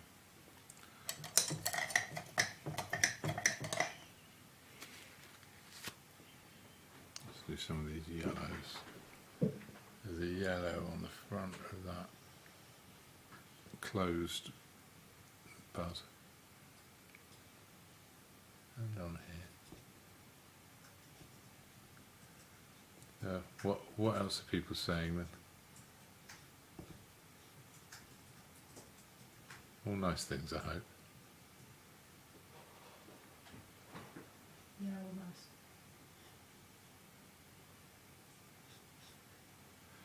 Okay. What else has got that yellow on it? This has. Actually, it's more like the pink there.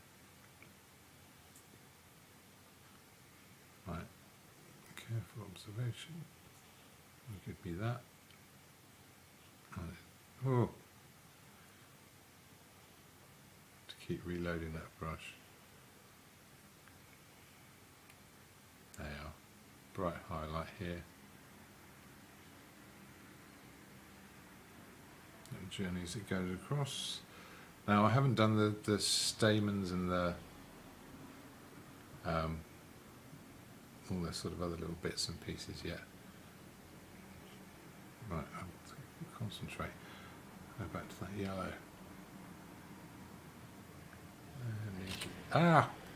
Threw me out. It timed that nicely, didn't it? Well, was that?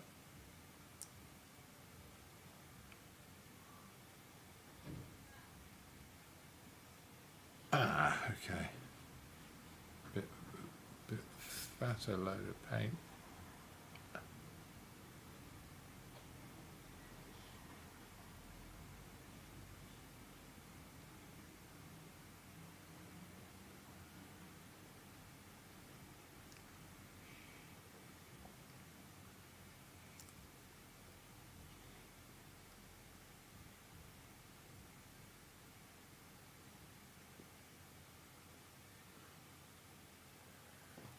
Okay. Now I'm really starting to see them. Subtle colours, but they're all there.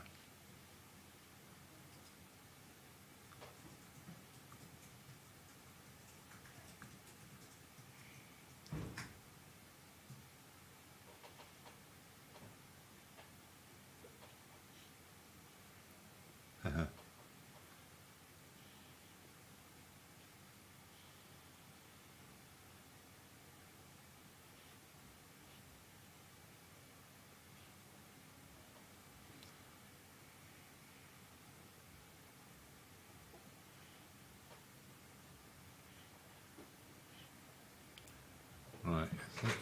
Do you get feedback from the Bean Shot Cafe about what people say or the comments? Apart from, oh, it's nice, a bit more than that. I don't really put that pressure on them, to be No, fair. but So, do they tell you when you walk in? well, I don't. Not that you go and ask. I mean, No, do they, you get they say, yeah, people pay attention to them, and people come in and they look at them and on purpose and get up from their chair and go and have a closer look. And Right. I mean, I go in there a bit and see it happen, which is quite nice. It's quite nice to have that sort of anonymity. And which one was the one that sold the fastest? The one with the coffee things, actually, sold With the the what? fastest. The With one the with the coffee? coffee things. Sorry, with the The coffee paraphernalia. You know, the with the bag of the Bean Shot, Yeah, with the bag coffee and the cafetiere and all that, right? Yes. Is that what it was?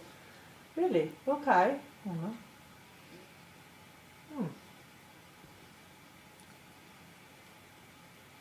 Okay, I'm getting too fussy if I'm not careful. That is a nice mark. A bit more pink on it at the top. And that'll do very well.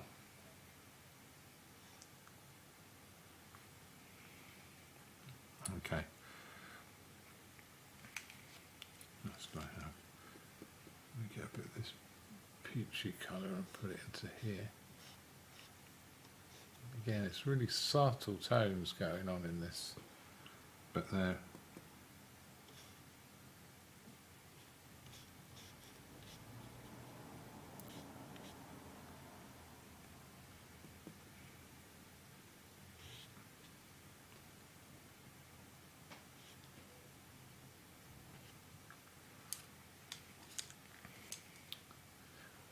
now this is a bit more subtle, but it's still lights here. Let me get into the lights there.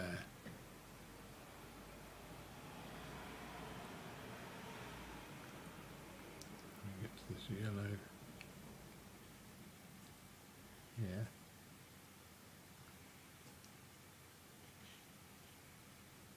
Nope, that's not it.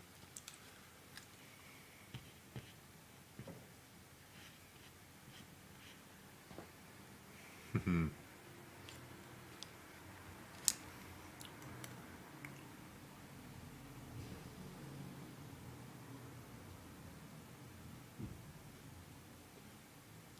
A lot of these are sort of about those edges.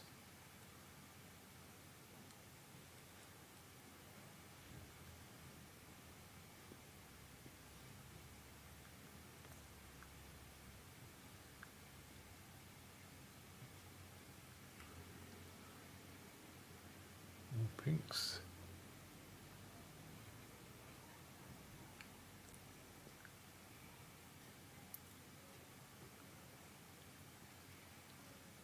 More yellows in there.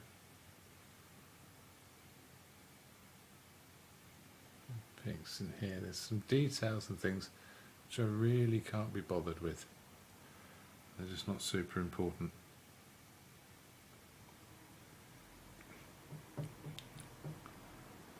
And there's some colour in here which is quite a way away from its source, which is why it's got that more orangey pink quality, especially under there. That's quite fun, isn't it?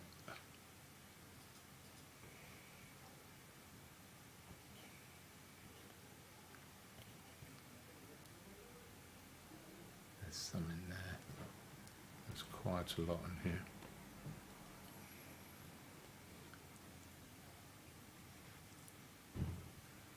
When we get back to the light, it will carry some of that with it.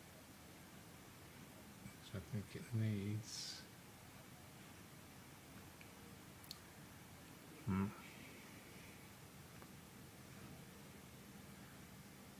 else is there some? Probably a bit in here. Probably a bit in there. Oh, quite a bit of light over here. And over here.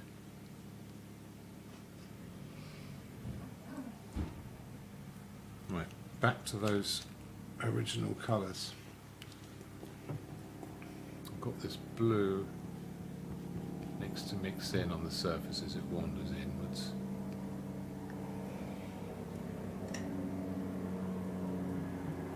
A few spots, I'll make it a bit brighter just so it jumps out there.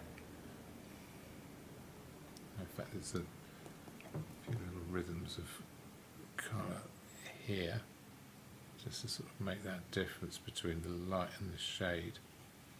That's the top of that leaf sticking out.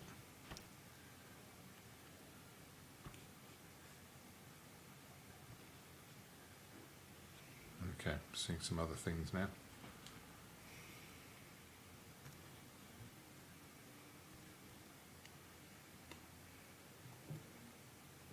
Roughly 5 minutes. Thank you. Okay. Let's get a bit of this pale green.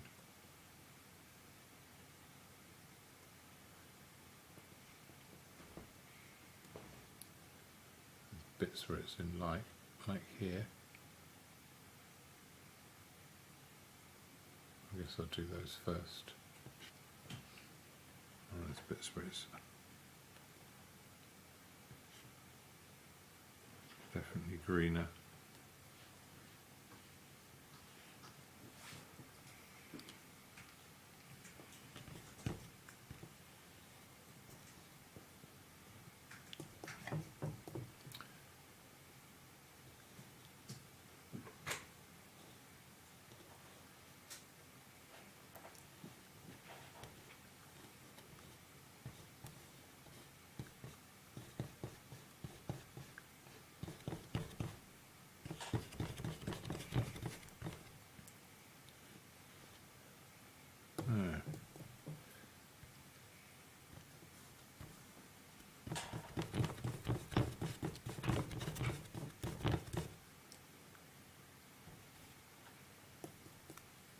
What do you call the little bits inside?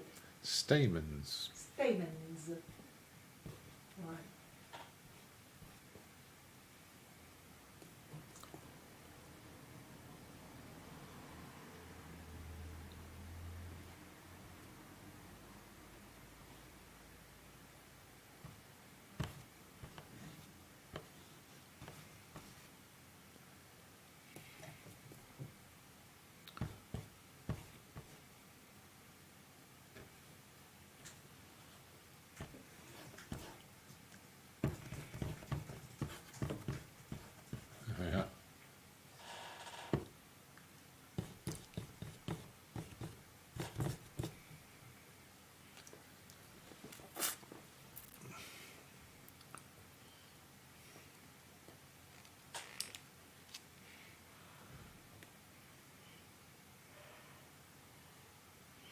Now the good thing is that there's very little variation in the colours of the bits at the end of the stamens, whatever they're called. Oh, that's not worked at all, is it? That might be, no. Okay. If anyone knows what they're called, do let me know. The bits at the end of the stamens, these yellowy bits. Well, is it just part of the stamen? Well, no, they're the bits with the sort of pollen and whatever on it. Ah. There's one central one, and then other little, like little mini bulrushes. I will call them mini bulrushes until such a time as someone corrects me. They look like little cupkins. Do you know? Yeah. What are they? Yeah. Yeah, they do.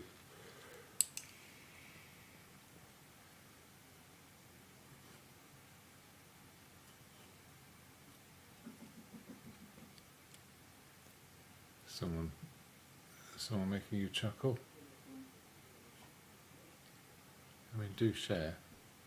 No, it's I'm here too, you know. not about your paintings. Well, you know, but it's meant to be a bit of a social, this, not just a... It's not all painting. It's not all painting. Well,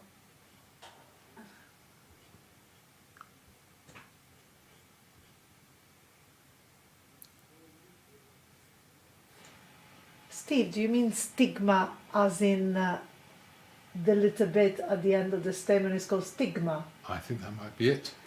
Wow. Someone paid more attention in biology than I did. Yeah, yeah, all things nature, Steve. It took me a while to understand what he meant when he said stigma question mark. Yeah. Okay. Surely not. It can't be stigma. That means completely different thing. Sounds like a Latin word for something else. Are you thinking of stigmata? Yeah, no, but that's what... Well, I think stig might be a nail or something. Or a projection. Because stigmata is to do with nails, isn't it? As in the, you know, like with the crucifixion. No, but then a stigma could be a nail like this, almost like a marker kind of thing, you know. So actually, the Latin makes a lot of sense. If anyone should know that, you should know that. Yeah, I know that. That's why it doesn't make sense for those things. I mean, these are your people came up with this language. At least, shut up a moment. It doesn't make things. It doesn't make sense for those things at the end of a statement. That's what it's. Well, they do if they look like nails to someone. Yeah, but they're just marks. They're not to do with nails. Nah, never mind. Okay. Stigma plant. Oh, here it is. Oh, is the receptive tip of a carp or several fused carpels in the... I'm not sure how to read that word. In the gymnasium of a flower. Anyway, yeah. What else is it? Yeah, I think I've got them all. I think I'm ready for my stigma now. Come on then. Let's have a look.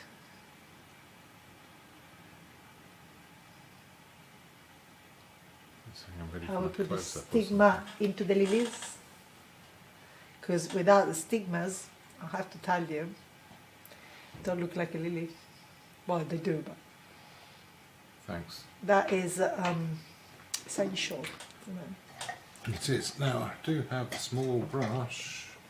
This one, which I've been using for the green. I'll clean that off. I'm going to do the dark reddy brown, which is going to be, well, that'll do it. A bit of the purple in as well. Okay. Let's start with that little point. That'll be about here, won't it?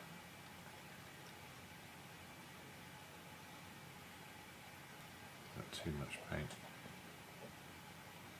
I'm keeping it thick rather than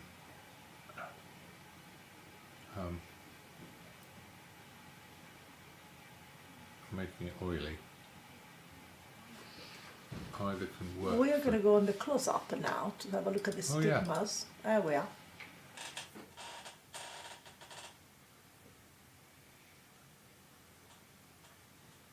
I have one of those. One of those. Make them a bit darker in here.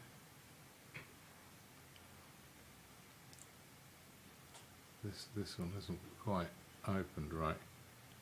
And I'll make a little orange as well. Orange. Yeah, well, every now and again they catch the light, and where they catch the light, I can put a little bit of orange. It'll make them come alive, he said with confidence.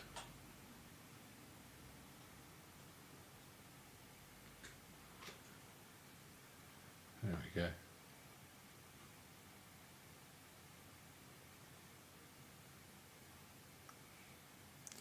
Definitely needs to be darker over here.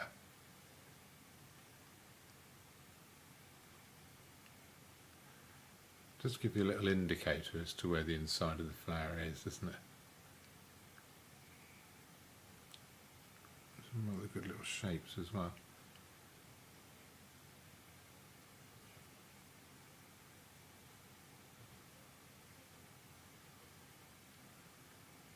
There we are. Is this just about time now? Mm-hmm. Is it just about time? Yeah, it's 9:05. Oh, crikey. I've overdone it. I think you may have to finish the vase in your own time. Because like James says, ain't nobody care about the vase. Well, they do, but... No, I don't think they do. I don't think they care about this lighter orange colour either. No, Which will it's go. more interesting to see the flower comes alive than the vase, I think. Yeah, well the vase I think the vase is okay as it is. Oh yeah, absolutely. It's yeah, a hint at a vase. One last thing I will do, I think, is make a brighter version of that green. That bluishness of the green, and start chucking that in there in a few places. Just let it mix on the surface. See that? That does the job, doesn't it? There we are. So, do you want to try out the do some stuff with the phone cam? Okay, shall I just take it? Yeah, just pick it up. Yeah, And, I have to if switch you look this at off. Oh yeah, you have to switch the screen over. Bear with us. Oh, hang on. You know. Oh, shame, didn't want to play today. Ah, it's not working. If you go to the sources thing, do you remember that? Yeah, there. See if you can make it wake up. So on, Video capture device. yeah, well, did you click the phone? Say that again. Did you click, what did you click? No, there's no phone. There's Nikon Palette, video capture frame, audio desk. On the right? Yeah, on the right, Yeah. there's no phone. Oh, well, no, did you go to phone cam in the sources on the left? I thought you did. Yeah, well, I switch back, otherwise I won't see. Okay, yeah, so go back to phone cam. Phone, here it is. No, I don't know how to do it. Well, and then if you choose that sources page, then have a look on the right at video devices, Yes. right? And then one of them should be Mr. Smug, which is the name of my phone. No, it says phone. Okay, phone, that's fine. Yeah, and Yeah. phone. There's an eye, a bin, And then we'll double click on the phone, and it should have a thing about the source, like a drop down menu. Here? No? Oh, no, here. Mr. Smug? Yeah. Yeah? And then does that have a look, move Then the down. move the yeah, and then move the camera around. Oh, look. No, it's not doing it, is it? It's not. No, I don't know. Well, let's have a look at what you're doing. like that. Yeah. That's all right. Okay, so a few other little things, so we can put some of that colour in here. Get rid of some of those shapes there. Some of those there. And here. Tiny little bit of oil, just make it spread.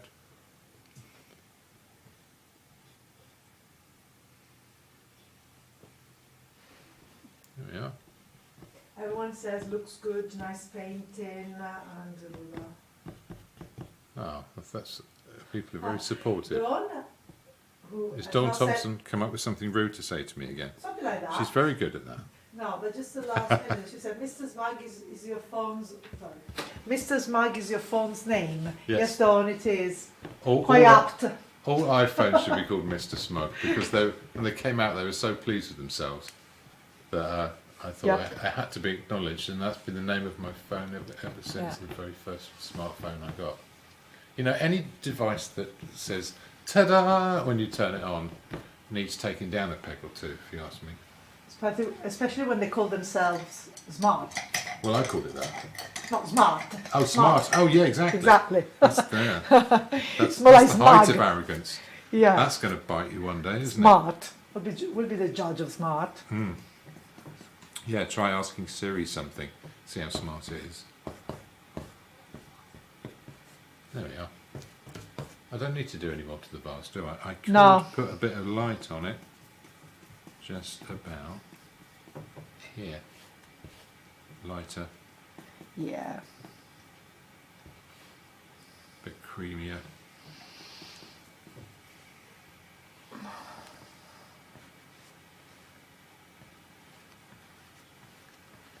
That made a pig's ear of that, didn't I?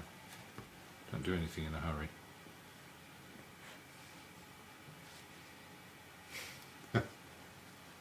Okay, I'm going to stop there because otherwise I will fiddle with it, and that's not what we're all about here.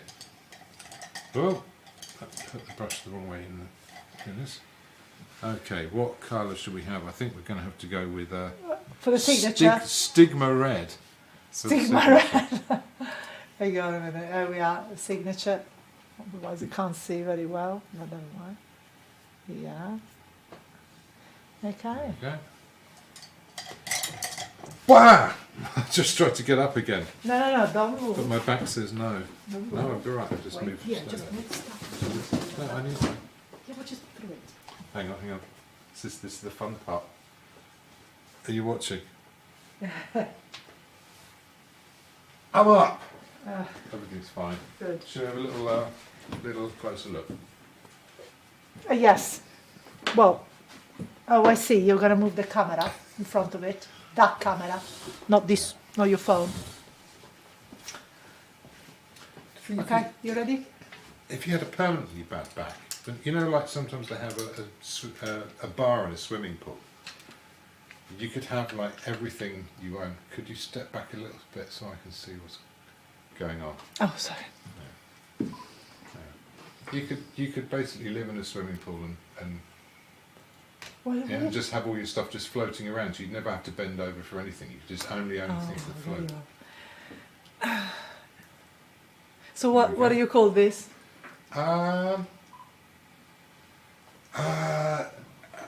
Two-tone lilies. Don't like it.